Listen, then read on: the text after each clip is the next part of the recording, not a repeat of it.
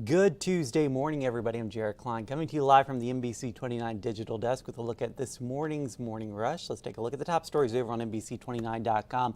At number 1, a 10-year-old taking classes at UVA. At number 2, Orange County Sheriff's Office searching for Juan Rodriguez Bedoya. And at number 3, a drone range opening in Orange County. We will get to all those stories in just a moment. But first this morning, the search continues for Juan Rodriguez Bedoya. He's wanted in Orange County, and authorities there say he shot into a house off Mansion Road, then set it on fire with people inside. Nobody was hurt. It's believed Bedoya left the scene in a gold Tahoe, which he abandoned nearby. He was last seen in a red pickup that was found in Waynesboro. Give the Orange County Sheriff's Office a call if you know where he may be. Parents and students in Albemarle County schools met with bus drivers Monday evening. This after the school district cut bus service to almost 1,000 kids due to a driver shortage. The dozen or so parents who showed up said they are scrambling to find out how to get their children to school next week. It's going to be education hours that our children are missing out on, and we all really feel like, especially the rural kids and stuff, were targeted with this, and it's not fair access to education.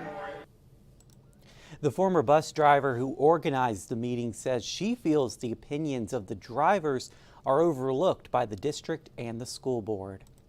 There's a new drone range in Orange County, and the new technology tested there could end up being used in many different ways.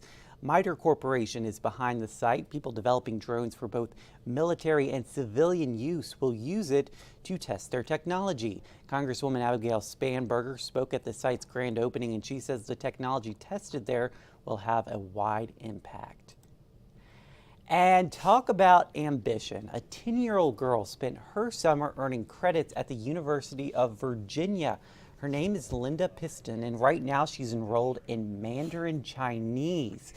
Her goal is to become an astrophysicist. You can see her full story right now on NBC29.com, and I definitely suggest you go check that out. That is an awesome story. It is. It's amazing, and just listen to her talk. It's oh, yeah. incredible. She is well ahead of her age. Yeah, I'm blown safe away. To say, yeah. All right, so with all of the oppressive heat that's really kind of faced the nation, so electricity bills, they're soaring in the extreme heat, and so it's affecting people's ability to pay for their AC and their electricity. Yeah. So it's causing kind of quite a problem. So it's forcing some people to decide between things like food and paying for their electricity. Yeah. So there are some energy cost reduction tips. So of course, increasing the airflow. So place a single air conditioner at the top floor of a home, and this will help replace some of that hot air with cooler air. So that's a good one. Insulate the windows, of course. And they even say declutter your home of furniture. So if you have more, if it's not as cluttered and air flows, that'll help with airflow and feel cooler. And then also natural shading trees will naturally shade your home from sunshine. So you don't want to cut any trees down if you can avoid it. But it is affecting people. The heat is affecting people in more ways than one. Yeah, I mean, I've heard about insulating your windows. I've never heard about decluttering your furniture. That could cool down your home. I haven't either. It kind of makes sense, I guess. I guess it does, Again, yeah. with airflow. Yeah, Try it out. Also try clean it your out. home. Right, clean your home.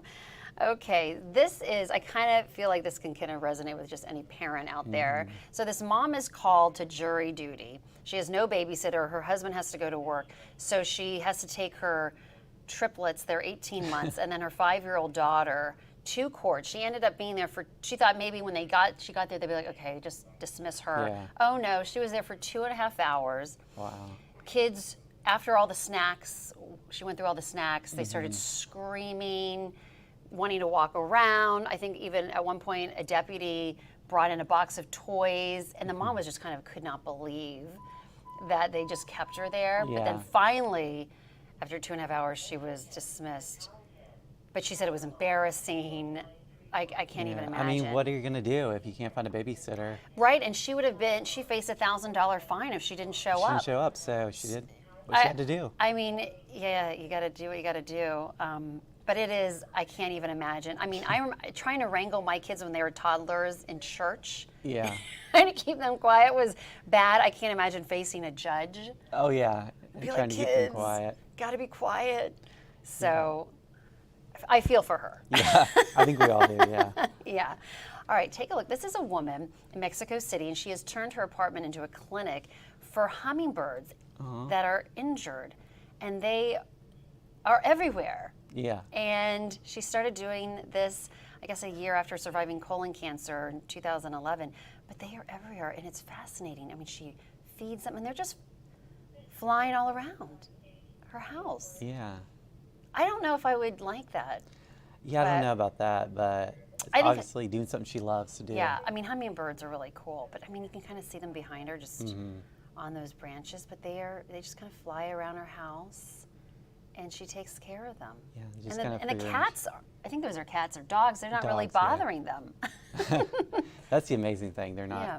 trying to get to them, but Right, yeah, that's so cool. pretty neat. Yeah.